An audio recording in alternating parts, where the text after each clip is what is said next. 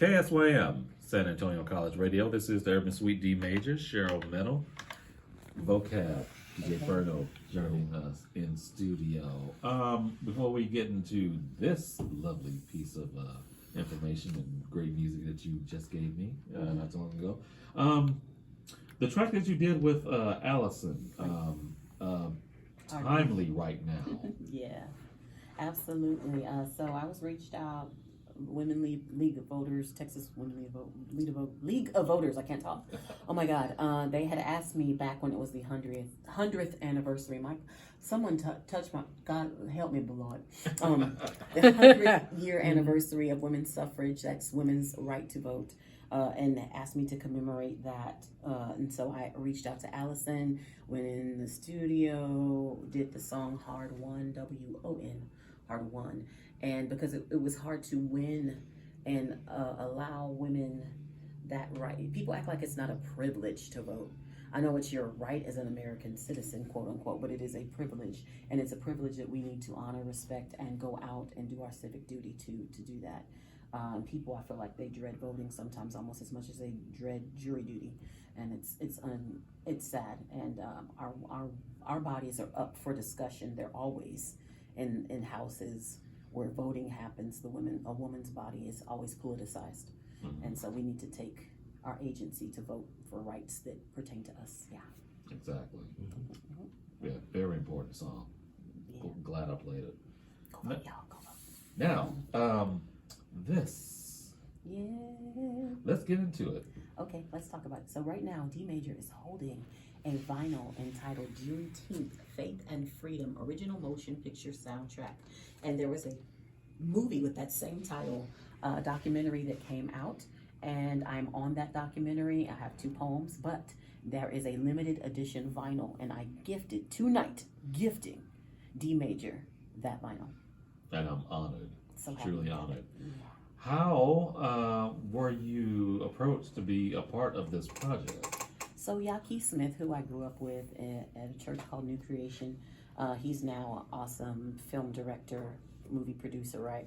And he approached me. He said he was working with Daily Bread and Ross Soulberry and Experience Voices, and they asked me if I would write some poems for the documentary. And then they were like, not only do you want you to write some poems for the documentary, please go in the studio, get them recorded, because we're going to do this soundtrack, but we're doing this documentary about Juneteenth, where we tell the history of Juneteenth, and we're going to be going to Galveston. Will you come out to Galveston? So they flew me out. I got flued out to Galveston. Nice. And in very cold water in February. I was standing in the ocean on Galveston shore of the, standing in the water. Yeah, I'm sorry, the Gulf Coast. I was standing in the Gulf waters. Wow. Filming in a white dress, freezing my butt off.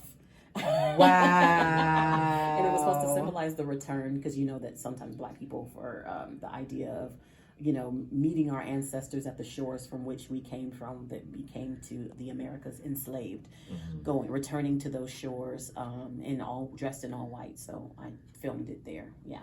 It was an amazing experience, and I'm so glad. I know you're like, I love Black History Month, but damn. I just imagine how much our ancestors endure, bro. So we gotta show up for them. I was showing up for them, and for now, who we are now as people. And thank God we now have a federal holiday to celebrate Juneteenth. Some of y'all still ain't off work, but we're gonna celebrate as much as we can. Exactly.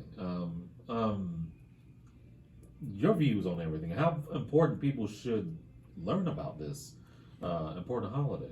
Absolutely. And I feel that, it doesn't take a whole lot of research. Just the Ministry of Google can tell you so very much about being able to connect to your roots, but finding out that, African Americans were not told that we were emancipated from enslavement until, a couple years later. That information finally got to the state of Texas, and it caused an uproar, because just because you tell people they're free doesn't mean they actually get to walk out that freedom. There still was, a century of going through, Jim Crow and other type of legislator still fighting tooth and nail. Right. And every time we try to make advancements, someone's turning around. Oh no, y'all don't need affirmative action. Oh no, y'all don't need diversity, equity, inclusion. Oh no, all these things that we're told we can't do and exercise these different rights. And it doesn't just pertain to Black people. We may be sometimes at the front of these fights politically, but Right. there are all kinds of people of color and people of different lifestyles, gender orientation,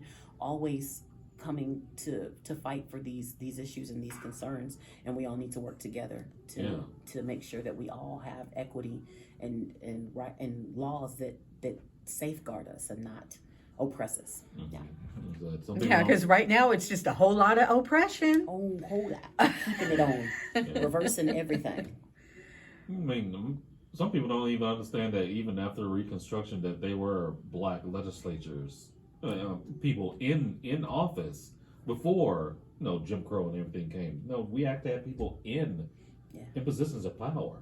Yeah, and that as well as allies, which we need to be aligning with each other. And so, when people stand up and want to make comments about the eyelashes that you wear when you're working, and turn around, bad news. And it's sad that she had to lash out that way, that Jasmine felt that she needed to lash out that way, but she was defending herself. But it's just like, if we can't keep decorum in places where the government is at work, if we don't have protocol that we like, then everything's out the window. Everything's out Exactly. the window, and then you might have another January 6th on your hand. It's wild.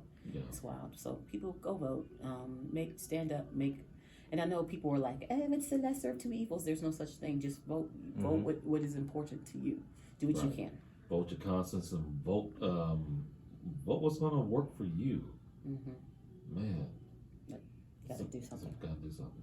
Yeah, so, Juneteenth, very important to celebrate any way that you feel.